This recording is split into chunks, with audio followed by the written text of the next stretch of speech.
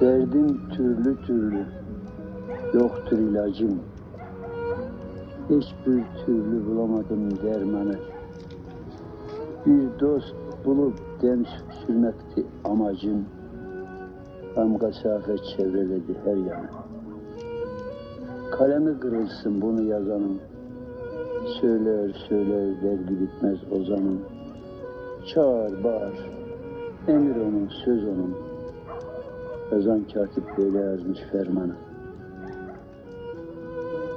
Bir bahtı karayım gülmedi yüzüm.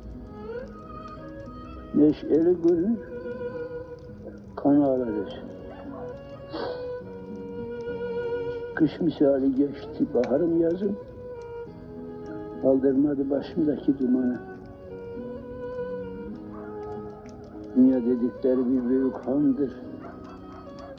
Değişel durmaz ağlar bunca zamandır.